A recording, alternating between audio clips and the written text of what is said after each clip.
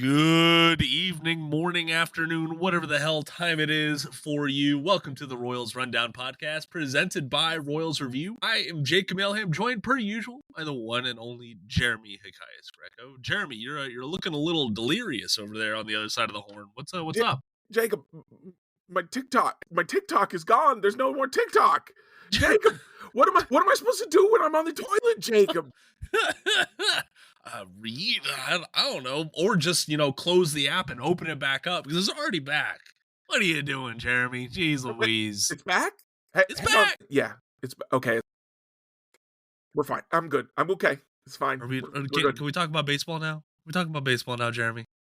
I guess. I don't know. There's a big backlog of my TikToks now. Yeah, a whole 12 hours worth from when we're recording to when it was banned, at least over here on the East Coast for me. All right, listen, we're here to talk about some Kansas City Royals baseball, but if you want to read about Kansas City Royals baseball and every now and then some other stuff like TikTok, you can go check out royalsreview.com for a lot of news, analysis, and commentary. I know Max just put out a call for writers, so if you're listening to this and you're interested in joining the team, hey, we'd love to have you. Just go. You could have backstage access to me and Jacob and DM us and ask us asinine questions. I know. Or you could ask us really smart questions and we could steal them for our own. Wait, no, I mean, that won't happen for sure. No, that will never happen. But Jeremy, I'm worried about my Pop-Tarts. So I am a little concerned about Pop-Tarts. It was TikTok that got banned. Pop-Tarts are fine. No, but they're going to take away my Pop-Tarts if they join the writing team. No, we have a batch of the not good Pop-Tarts to give them. Well, I already get the unfrosted ones. Are there worse ones? Oh yeah, there's the unfilled ones. Oh, those sound terrible. Okay, yeah, you got me there. Listen, if you want to join the Royals Review team, plenty of room for you. Would love to have you. Go find the article. It's on the front page of royalsreview.com and follow all the instructions that are there. But they're not a whole lot of Royals news since we last spoke, but there's actually a lot of Royals stuff to talk about. So I'm ready to kind of dive into it. Jeremy, first off, you had an excellent article this weekend over Vinnie Pasquantino and RBIs. I do want to start off with that in case our listeners haven't read it, because I was kind of in this spot of like, well, RBIs they're the old school, they're the old school of thought. They're a counting stat. They really don't matter that much. Or like RBIs aren't indicative of a valuable batter overall. But you attacked this at a different angle. So can you give the elevator pitch on this story? Yeah, so I've always heard that, and I'm sure you've heard this, that RBI, not always, but for years and years now, that RBIs are about opportunities, not about being a good hitter. If you've constantly got runners on second and third, you're going to drive in a lot of runs. And that's so why don't look at RBIs and think anything about them. But, watching Vinnie Pasquantino last year, he finished the season with 97 RBIs, I believe it was. It was in the 90s. But his WRC plus was a 106. And I'm like, he was obviously important to the Royals offense because the offense disappeared when he went on the injured list at the end of the year. That was bad.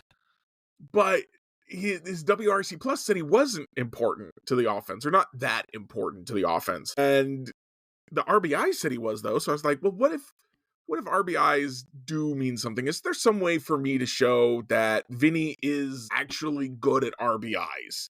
Like there is a talent to be had in RBIs. And I went and talked to some of the other people in the Royals Review Slack, and we got, I got pointed out to me that Baseball Reference keeps track of for every individual batter, and also for the league as a whole, for the sport as a whole, the number of the outcomes for every combination of plate appearance, or runners on base and outs, including the RBIs. And I realized that I could use that information to determine a league average number of RBIs for each out and runner configuration. And then once I had that average, I could compare it to the average for individual hitters and find an RBIs over expected or under expected. At one point, I started this article back shortly before Vinny got hurt, actually, and then kind of set Okay. it aside because of all kinds of other stuff. So I remember when I looked at it the first time, I did find some Royals who were negative in RBIs over expected. I know Isbell was one of them for sure. There may have been others. Obviously, in this article, I end up looking at the top 25 RBI guys in all of baseball, and they're all over expected, which is what I mean. They're all over 100 RBIs. I think there's a couple guys that are in the 90s, but that's what you expect to see when those guys. Yeah. When nobody's expected to drive in 100 runs, that wouldn't make sense. So then I did a little bit of math, a little multiplication, a little division to come up with an Ooh. RBI plus stat that tells you the percentage, kind of like WRC plus tells you, oh, they're 10% better at hitting than the average. This tells you how much better than the average they are at driving in runs. And unfortunately, this is a very labor intensive process to come up with these stats. So I can't just give it to you off the top of my head for anybody. I don't have access to the statistics in a way that would allow me to do that, but somebody else could do it who had that access. That'd be nice. If they wanted to build on my work. But what I determined was that Vinny, of course, along all of those guys were above average run producers. So basically, I came away with the biggest conclusion was if somebody drives in over 100 runs, it's not just opportunities. That's somebody who takes advantage of their opportunities and makes opportunities. Exactly. And then I also determined, and this is where things get a little funky, is I also did a WRC a RBI plus minus WRC plus stat. Yeah, I saw that. Just out of curiosity, I was like, who is more above average at driving in runs than they are at hitting in general? And as I admitted in the article, this is not a scientific stat, but then again, OPS isn't a scientific stat. No. That's one of the best stats for stat heads out there right now. I mean, you're adding two fractions together that have different the thing under what divisor denominators, that's the word. Yeah, different denominators. You can't add two numbers with different denominators together and just be like, yeah, that's fine. So I did it anyway. You maybe shouldn't read too much into it. And I do have to clarify, there is no predictability necessarily built into this. I've got 1 year's worth of stats for 25 guys. I do not know whether those 25 guys will still be that good at RBIs next year. There's no data to try and tell you that kind of thing. But so sorry for the rabbit trail. I did the RBI plus minus WRC plus, and I figured out that Vinny had the highest RBI plus minus WRC plus. So in a certain way, you would say that he's a guy who was not necessarily a great hitter last year, but when he saw an opportunity for an RBI, when he made an opportunity for an RBI, he was better at it than anybody who wasn't a better hitter than he was in general. And he hunted those RBIs better than anybody based on his hitting profile. So again, maybe that's fake, but that's what I found in the data, and it's fit my biases, so I printed it. Hey, there you go. Nothing wrong with that. And yeah, you talk about that RBI plus minus WRC plus coming out to 29, leading this group of 25 batters by a healthy margin. Spencer Steer was in there second with 25. And Spencer Steer, interestingly, was the only guy in the top 25 with a WRC plus below average. He had a 97 WRC plus. That's interesting. So he was also an RBI hunter for sure. And I don't think anyone was close to those two after that. Like he was kind of close to Vinny, and then it drops precipitously from there. Well, oddly enough, if I'm looking at this right, Salvador Perez is third with 15. Yeah. I didn't pay that close of attention to the data. Well, no, I do find it interesting though that the batters immediately following Bobby Witt Jr., Salvador Perez, and Vinnie Pasquantino in those 3 and 4 holes, respectively, or excuse me, not respectively. They both performed better with RBIs, according to this RBI plus. And so that may be an indicator, actually, that Bobby Witt Jr. was a big part of their RBI plus stats. And it actually is the runners on base who matter more than the hitters. Hey, maybe so. Maybe so. But yeah, this derailed my article, Jacob. Oh, geez. No, it is all about growth, my friend. And I do think that this is an interesting foundation and something to build upon. For sure. Maybe slide this over to Dan. See if he I can I get this talked into to him. I zips. consulted him a little bit about this just to make sure that I wasn't like completely like going in a wild direction that made no sense. And he's like, he has a stat he says that does something similar, Okay. but it kind of comes from a different direction also. So there are people out there, there are stat people out there that are that are looking at RBIs in interesting ways. They're just not necessarily, it's not necessarily in the public view. So RBIs, again, I don't think they're as meaningless necessarily as we've come to believe. Now, if you're like, oh, this guy's better because he had 55 RBIs and that guy had 48. Well, no, Yeah. there's a lot of noise there that could tell you that that's probably not true, and that's also a very small difference in RBIs, honestly. But if you see, I think the one thing I felt comfortable with is if you see someone with over 100 RBIs, they they were good at driving in runners. They weren't Yes. just good hitters; they were good at driving in runners. I think that's a pretty good bar to set. Looking at Vinnie Pasquantino specifically, he did have 97 RBI last year. He kind of got a reputation for himself for getting those RBIs in sacrifice situations. He had plenty of them in 2024. Looking at the projections for 2025, a lot of similar outcomes when it comes to RBIs projected. Steamer has him at 90. Oopsie, Fangraph's new projection system, I love which that is name. I do. I absolutely love that name. And truth be told, I haven't sat down and read through the entire methodology of it. But frankly, if Fangraphs is putting it out and willing to put their stamp on it, then that is good enough for me. Oopsie has him at 79. So but that's not indicative of his performance, I would say, more so the batters in front of him, which we'll have to see how Jonathan India performs, presumably in that leadoff spot. And plus, are we going to see any regression at the plate from Bobby Witt Jr.? All those things will come into effect for Vinny's RBI total at the end of next year, right, Jeremy? Absolutely. Oh man, oh man, oh man. Jeremy, this is I don't know who I read it from this morning, but a lot of people have been saying the same thing. We are right in the middle of the winter doldrum for baseball. I Doesn't think it have to was be. it doesn't have to It be. isn't in Los Angeles right now, let me tell you. It's not. And they grabbed all the headlines from this past week, signing Roki Sasaki, the prized international free agent, um, making all the moves that they needed. And I would hope that they didn't go into this with a handshake agreement like a lot of conspiracy theorists are saying, but Does it we'll matter? see. It well, I think it only matters if you're a fan of the Toronto Blue Jays who made If several they had a moves. handshake agreement, then Toronto could have had a handshake agreement. It There's breaks the nothing that rules, was Jeremy. stopping anyone else from doing anything here. I don't get it. True. So, all in all, I just don't like the idea of a handshake agreement because that's not going into negotiations with good faith. Well, I would they say. don't have to go into negotiations with good faith. If Roki Sasaki wants to play for the Dodgers, he can sign with the Dodgers, and no one can stop him. Yeah. Okay. All right. But they signed him. That kind of put a bow on most of the international action, and hopefully we can just start focusing on the rest of the top free agents that are available.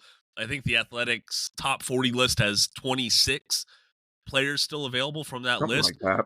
But the Dodgers took it upon themselves to take one name off of that list and signing left-handed reliever Tanner Scott to a multi-year deal worth $72 million. So the rich only get richer and richer and richer. Jeremy, it seems like it's a dead horse at this point after everything the Dodgers have done over the past few seasons, talking about the economic disparity in baseball. And I'm not going to say that we propose a solution or anything like that right now, but I think this is only looking like a huge issue because no other teams are making moves right Yeah, now. I'm like, can I propose a solution? Yeah, Other what's your teams solution? spend money. Yep, No, exactly. again, nothing is stopping these other teams from spending money except their own decisions about profitability versus competitiveness.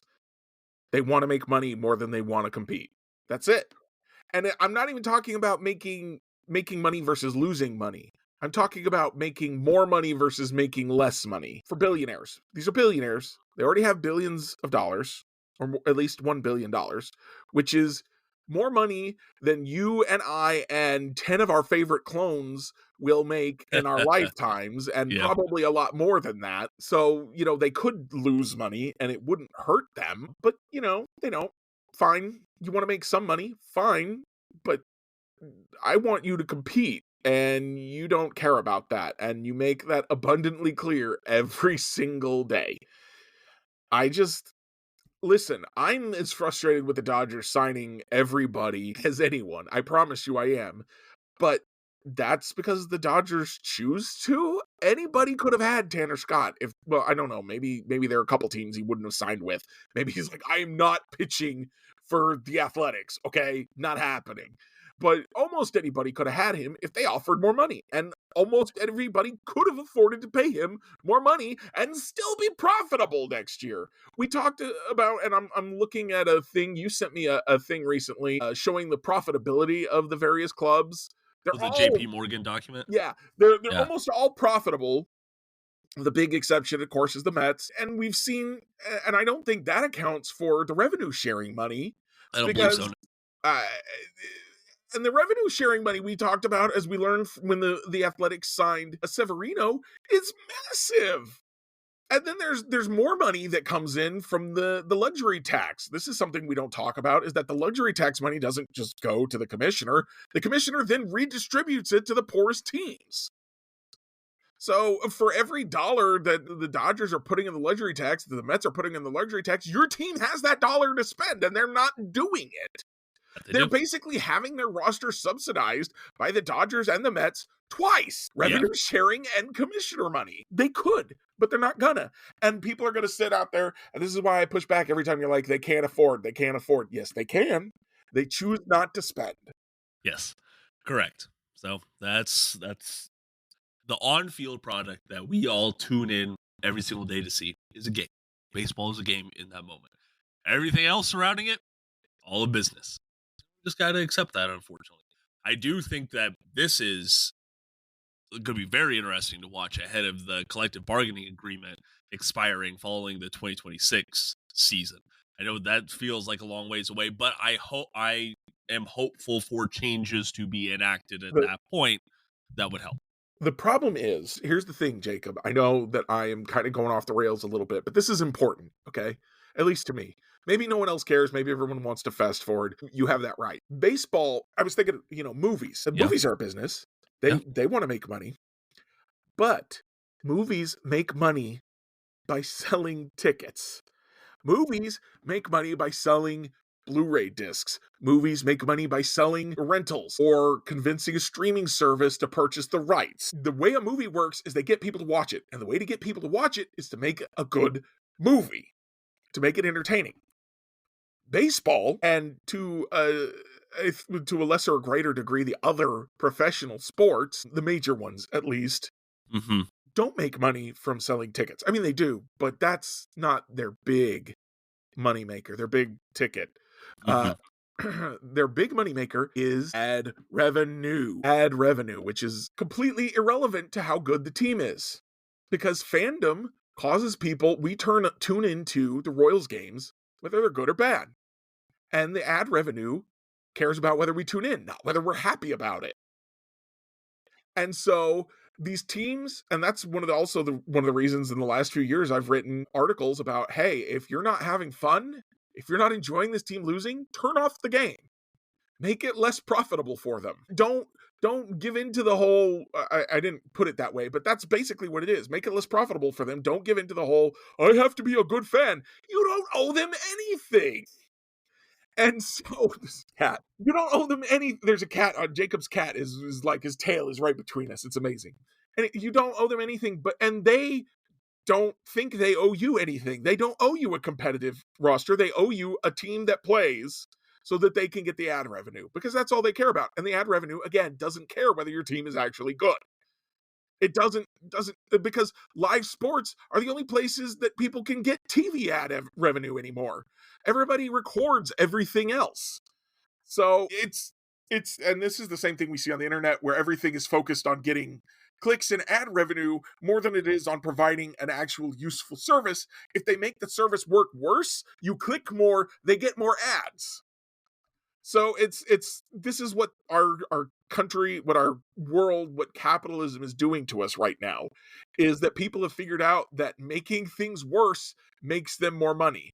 And that if the baseball team gets worse, they still get all that national TV revenue. They still get a big chunk of local TV revenue because that the companies that make the ads fork out for it. And the baseball team isn't the product, Jacob.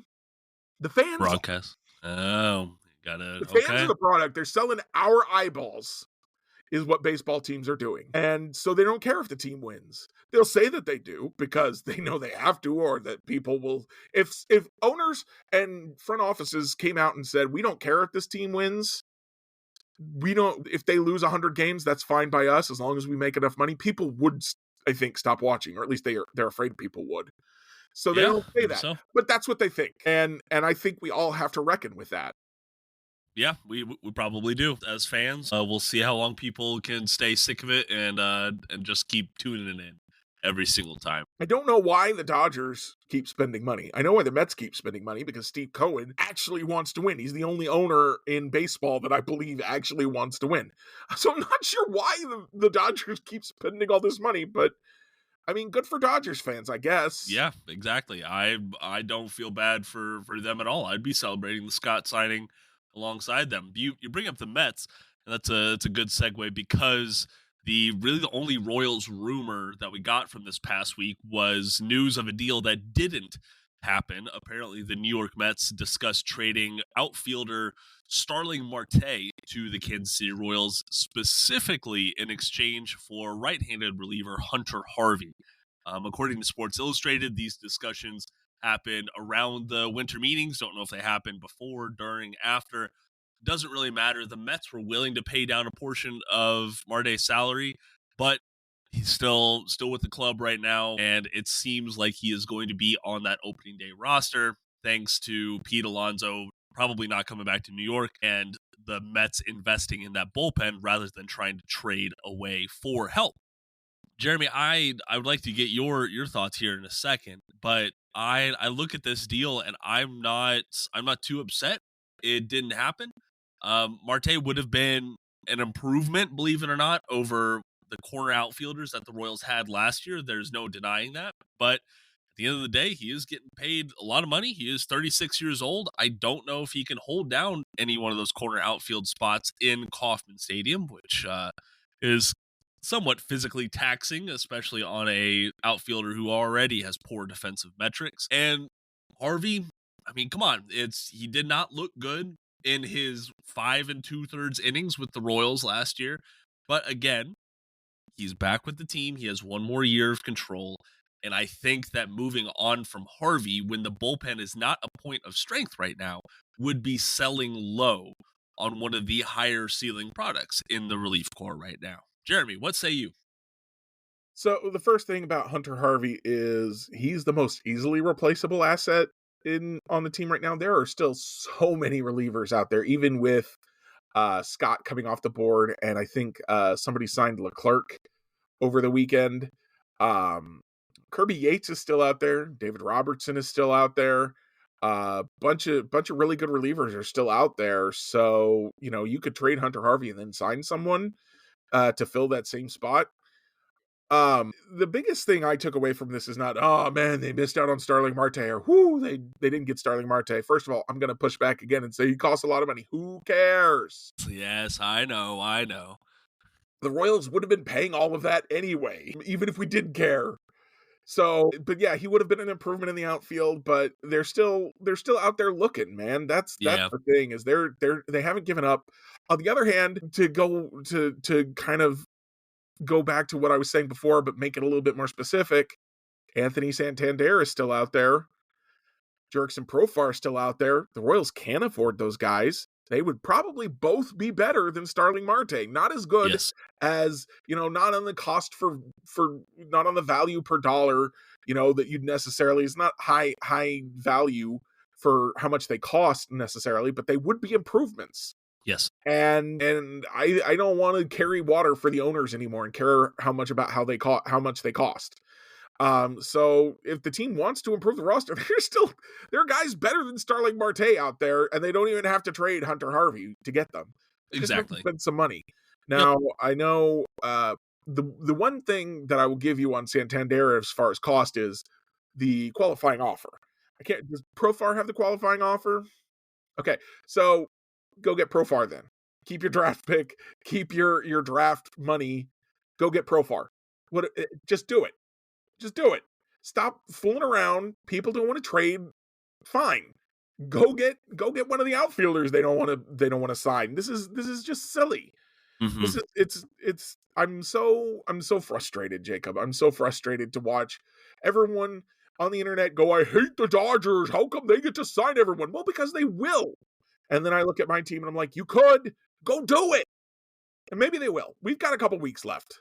Well, so you brought up Leclerc, and he signed with the Athletics on a 1-year, $10 million deal. And so far, that club, I almost still call them the Oakland Athletics. Yeah. They're not the Oakland Athletics. Sacramento Athletics. Yeah, I think as of right now, the official did not, like, they're just the Athletics. Yeah, but right it's now. fun to call them the Sacramento Athletics. It is very fun.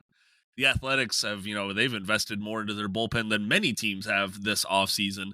I bring that up because it did come at the cost of an old friend. Will Klein was designated for assignment to make room for Leclerc on the Athletics. Probably be in on that then. I mean, I wouldn't be mad about it. Will Klein spent most of his time with this organization, and he's familiar at least. He was got good stuff. He does. He really does. There's a reason that we've talked about him, that we interviewed him last year, that he was a prospect. He showed up in the futures game.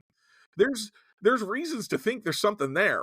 Exactly. And I don't know why they designated him for assignment, but maybe it's because they didn't have him in the organization for very long. If you don't remember, Klein was a part of the prospect package that went to the Athletics this past trade deadline in exchange for Lucas Urseg. So I think he was... Go ahead.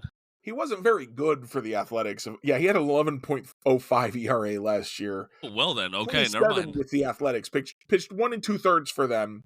And gave up a whole bunch of runs. Wow. A bunch of walks. Let me see if I can find the raw numbers here instead of just the rate stats, because I have my FanGraph set up to, I don't need the raw numbers, I need the rate stats. But when you're talking 1.2 innings, you need the rate stats. 5 runs allowed in 1 2/3 innings, 4 walks. He did strike out 1. But yeah, so they gave him a chance. It didn't look good. He didn't give him much of a chance. Everybody, has a bad outing every once in a while. Yeah, that is certainly a short leash, but I wouldn't mind to see him down in Surprise with the Royals come spring training, maybe on a minor league deal, and get back to the show when he can. Heck, they could cut Shoemake, put him on the 40-man. Well, never fear, because the Royals keep on adding those toolsy utility guys. Well, no, who do they add now? Harold Castro. Does that name ring a bell? Yeah, he used to be with Willie Castro who was the better of the two. Yeah, over in Detroit. I have to look up his numbers now, though. So the Royals did negative 1.5 FWAR in Colorado with a 45 WRC plus last year. Woohoo! It is just great, and never fear, your Kansas City Royals have signed him to a minor league deal with an invitation to spring training. Just 31 years old. He spent last year abroad playing. Last year. Yep, exactly. 2023 with Colorado. Yeah. He has appeared in 1, 2, 3, 4, 5, 6 major league seasons and has a negative WAR in 4 of them. Yep, not exactly what you want to see. Kevin Biggio. Craig Biggio would probably be better too. Let's be honest. Kevin Biggio's around. Yeah, we. This is a nothing burger as much as I can see. This is a lot of spring training depth. If it was Willie Castro, I'd be interested. Yeah, I don't see the value in Castro. Now he did have a really good showing in the Venezuelan Winter League this offseason, hit .332 with 15 home runs in 51 games. That's great and all, but that's a huge competitive jump from the Venezuelan Winter League to MLB. So I'm not banking on that. He, like Biggio, like other guys that they've added, other than Shoemake, which is still so bizarre to me. It's no cost. It literally costs them nothing to give him a shot. see if they can find something to help him with his swing. Chances are they won't, and nobody will remember that they ever even tried in 6 months. And that's fine. This doesn't hurt anybody. I did do the Steamer 600 projections for him. If you want to benchmark, Adam Frazier's projected WRC plus in that is 85. Okay. Castro's is 73. Jeez. Yeah. But at the end of the day, he adds another face into that left-handed bench option race that the organization's been upfront about searching for. So I guess this just closes the door on Adam Frazier coming back to Kansas City, Jeremy. I mean, I thought It's time to put Biggio it to pretty bed. much did that. I thought so too, genuinely. And So can I just say that these guys were minor league guys, and Frazier was somehow a major league 4.5 with a mutual option. I think they paid him another 1.5 million. yeah, they 6 signed him late million for Adam Frazier when they could have had one of these guys for nothing. Yeah, and they signed Frazier late, and I think they signed him in early February. And it's not like he had a lot of other offers on the table that they had to outbid, was it? I mean, come on. I hope not. This is listen. Welcome to Kansas City, Castro. I hope you are not on the roster come opening day because we have some other things. Probably won't see him in Kansas City. Probably not. Fair enough. I'm moving on to another improvement that I like to talk about. MJ Melendez's swing, Jeremy. You want to talk about that a little bit? Yeah, so MJ Melendez has been I'll be upfront here. I had some doubts.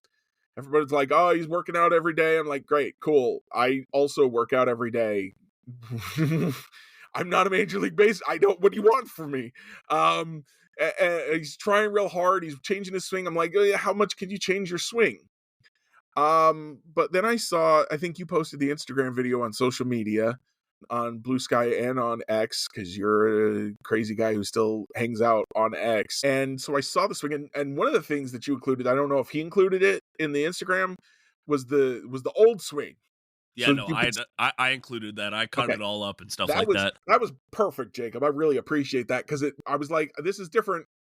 How is it different? And seeing them back to back, side by side like that, told me how they're different. So my big takeaway was he's starting with the bat in like a much more natural position, which looks like it gets the bat head to the strike zone much faster than the weird way he was holding it before. And then he's not losing his balance as badly on the backswing. The swing through the zone and into the backswing looks identical.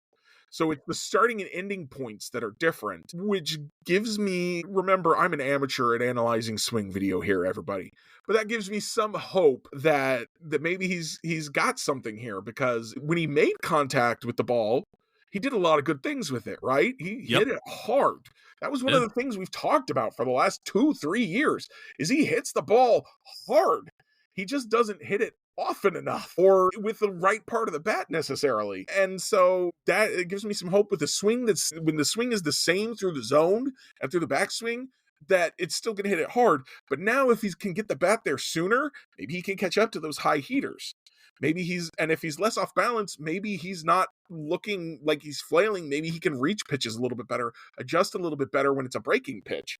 I won't know for sure until, we see it in action. I also do have to point out that what we're looking at is batting practice swings versus in-game swings, and it can be, we all know in our own lives, we practice, and then it comes time to actually put something to use, and all of our mechanics that we worked so hard on in our practice go out the window. So I do, have a serious concern. He's been swinging that way for years and years. Does he accidentally slide back into the bad habits once he starts swinging at real pitches? But it's a start that I have to admit, as a TLDR here, I'm more optimistic now than I have been at any point since, I don't know, halfway through last year. This at least shows the effort that Royals fans, or this shows a positive effort in what Royals fans wanted him to do. This was something that even the most basic Royals fans were talking about last season, because we knew how great his quality of contact was. Okay, people forget his extra base hit rate was third in the American League last year, only Oh, my. trailing Aaron Judge and Anthony Santander. Like, that is Man. great company to be. Yeah. But like you said, he just didn't hit it often enough because of some of those swing mechanics things and some zone recognition.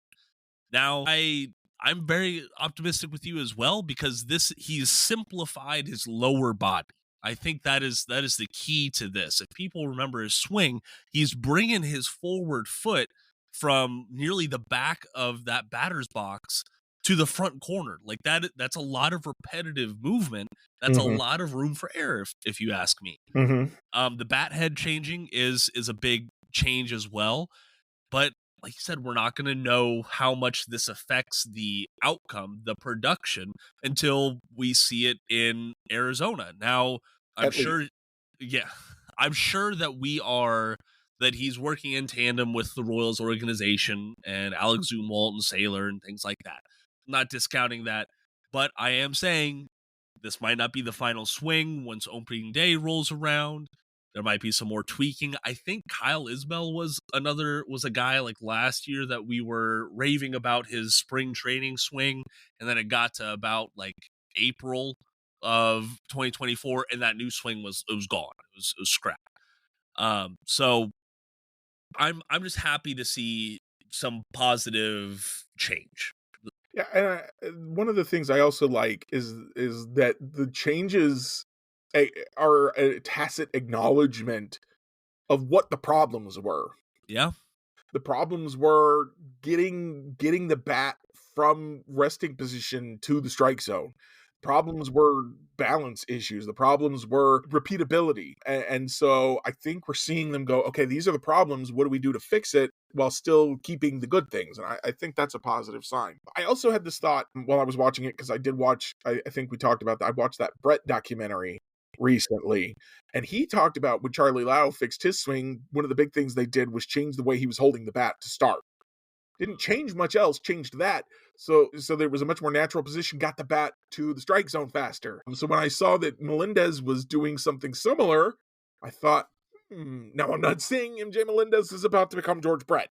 Please do not take that from what I just said. But there's a precedent for a change like this to potentially work. right. And this is usually when we say change of scenery for a player, like it'll do player wonders. Well, sometimes that's just a change in coaches and a change in Yeah. methodology, things like that. So, Often this is what a change in scenery brings you. yes. Is not just, oh yeah, I'm looking out and it's a different skyline. It's it's a different coach who says, okay, well, your problem is this, and you never really acknowledge that this was your problem before. This is what you've got to fix. It's not just see ball, hit ball. You're not seeing the ball well enough. It's, yeah, your bat head is in a weird starting position and it's making it difficult for you to get the bat on the ball. Correct. All right, Jeremy, I don't have anything else Royals related. Is there anything I missed? No, I think well, you said we have the final international free agent list? Oh, yes. I'm I don't know very what sorry. to do with That's what I was that, but forgetting about. you'd mentioned wanting to throw that out to people. Yeah, I at least wanted to bring it up in case you've missed it. So the Royals announced that they signed 22 international free agents on Friday. If you listen to our last podcast with Annie Rogers, you know that's when she was expecting a final list. All these signings came in one group. I do, as silly as it sounds, I do enjoy when teams make a forward effort in like photographing and documenting and promoting just the signings themselves. This is a big moment for these kids, and I think it's very valuable that they try to make it a big deal, even though the baseball fandom at large doesn't really care that much, because we're not gonna, in the best case scenario, we're not gonna see most of these guys for 5-6 years in the best case. But the Royals kind of got the best case in this. They had a top 5 free agent class, according to Baseball America. Good spot to be in. Just an influx of talent to that system. 3 of MLB Pipeline's top 50 international free agents. Now, I know people were saying like, oh, well, why are we signing 2 shortstops and a catcher? At that level, kind of the default position for some of the better, more athletic players is shortstop. It's the same thing as the high school players. If they didn't play shortstop in high school, if they didn't play catcher, shortstop, or center field in high school, they're They weren't probably ready. below average athletes. You Probably probably so. don't want them. No, exactly. Now this was headlined by Warren Calcano, righty. Baseball America had him as the 7th ranked prospect. MLB Pipeline had him at 38th, so that's pretty massive. He does have the stuff to stick at shortstop, and the consensus is he is going to stick there for the long term. Ramsel Medina, I like him. I think he's going to shift over to third base. He has a very, very powerful arm compared to his peers. And then the last top 50 prospect was Moises Marchand. I'm a catcher out of Venezuela. Surprise, surprise. We have that pipeline down pretty good. And he looks like he's suited to stick behind. I don't see him going to the outfield or anything like that anytime soon, but I think he'd be a first baseman or a catcher if need be. The guy that I like the most, and you would have seen the video if you follow me on Blue Sky or on Twitter, is Kendry Churio, a right-handed pitcher out of Venezuela, already touching 96 miles an hour on the radar gun. Just absurd stuff for a 17-year-old, if I recall correctly. Cow. I know, right? When I was 17, I threw 53. He's got a leg up on you. That's why he's making millions of bucks in the signing bonus, right, Jeremy? And I'm making Pop-Tarts writing about him. Or saying on a podcast, I have no idea who he is. I really like his stuff. I tried to do the little overlay thing. Pitching Ninja has that down to a science. I certainly do not. But the stuff is there, especially for his level. I don't know if he's going to stick as a starter or move as a reliever, but he has the fastball. He has a good feel for it, and I do like his changeup and slider. So there's something to be said. I think the Royals got a good one in that, and he's one of the more unheralded prospects in this class, so keep an eye on him. Plus, they signed 2 twin outfielders from the Dominican Republic, which is kind of cool. They both have the same first name, Luis, so that'll be a little confusing. That reminds me of Major League Back to the Minors. Yes, exactly. The twin double play combo. Yes, I forget their names off the top of my head. I'm looking it up right now. Keep talking, I'll find it. Yeah, it's all good. It's all good because, frankly, like I don't have anything else Royals related. Like I said, this is kind of the doldrums of the winter. If you want to go try to spice up the winter a little bit, you can do so in Royals Review's fan posts. I know Royal Cannabis just did his 2025 predictions for the season, so you can go check that out if you would like. And plus, if there's a new post, I'll usually go and check it out, just give it a read and see what happens. But if you feel like you are too good for the fan post, like you are ready to take that step, go put in your hat to join the team with Max. He posted that article promoting needing new writers and things like that. So you can find that on the front page of royalsreview.com. Jeremy, you got those names? Nope, it's really evading me right now. Boo. Juan Lopez 1 and Juan Lopez 2. Ah. Oh, which dang, were actually played by real-life twins. Tim and Ted DiFilippo. I didn't know that. That's pretty cool. All right. Well, Jeremy, it's time for those Royals reviews. I will, I'll go ahead and start it off. I had it, and I lost it. Honey, what should I review? She's throwing her hands up at me. I am going to review Chaos by, let's see here. Hold on. I don't want to get the not author the Netflix wrong. Series. No, not the Netflix series. It's a book. Thank you. It is a book by Tom O'Neill. The subheading is a doozy. It's called Chaos: Charles Manson, the CIA, and the Secret History of the 60s. It is a big old book. We were listening to it.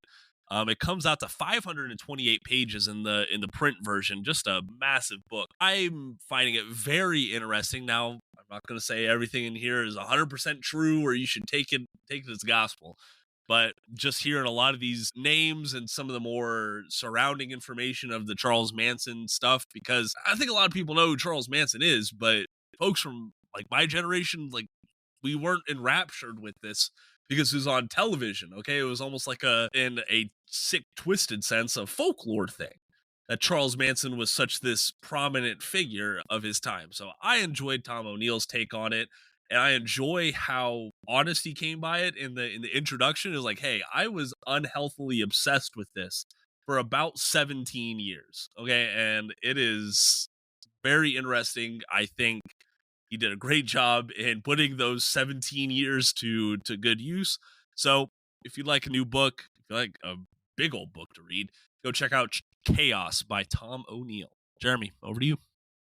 I'm torn between reviewing political grandstanding that leads to banning things like TikTok, which I don't like. I think it's dumb and bad. Regardless of which political party is doing the grandstanding. Still Um, sucks. Also opposed to I'm not even gonna, I'm the president of the United States and I know that this law is happening. I'm not gonna do anything about it. Let the next guy figure it out. Cool. Thank you for being such a valuable president of the United States who really takes his job seriously and works hard. Yeah. Here, let me actually review instead Patrick Mahomes. He's the best Okay. quarterback that ever lived. I've got a screenshot that I downloaded yesterday. They posted it on social media. I think the Chiefs social media team posted it, of Patrick Mahomes falling forward his knees inches from the ground, throwing a pass that will eventually travel something like 20 yards and land directly in his tight end's breadbasket, where he makes touchdown catch, ends up being the difference in the game. Just, y'all, if you're not a football fan, fine. You don't have to be. I don't blame you. There's reasons to not like football. I have a lot of cognitive dissonance happening here, believe me. But Patrick Mahomes is an absolute master of his craft, and he is in his prime. And as much as we got to enjoy Bobby Witt Jr. playing shortstop for the Kansas City Royals, because you don't know when you're going to see someone who's this talented play for your team again, you got to enjoy Patrick Mahomes doing the same thing on the other side if you like football. Just unbelievable talent, unbelievable work ethic. I don't know if you've watched the quarterbacks documentary that Netflix did, Jacob. That was really enlightening. Like, Patrick does not just go out there and just kind of do this. He works very hard to bring these opportunities to himself. The people talk about the Chiefs being lucky, and they are. But a lot of that luck is because they work hard to create those opportunities for luck to occur. So, just really cool watching the Chiefs chase history across the parking lot, going for that three-peat. They're 2 games away now.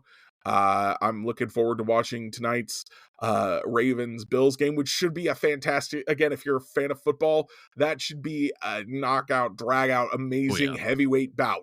I'm very excited to see what happens there. And that's what I got for you, man. Football is violent. Football is dangerous. Football does a lot of sketchy things. But watching the athletes at the peak of their prime, watching the strategy it's otherworldly fun, man. It is. It is absolutely fun. Bonus review for y'all. If you don't think the Royals should try to improve the outfield, go read my latest on royalsreview.com. I just did all this research like Jeremy did, all these numbers crunching, and I found the best hitter in Kauffman Stadium over the past 5 years. Yeah.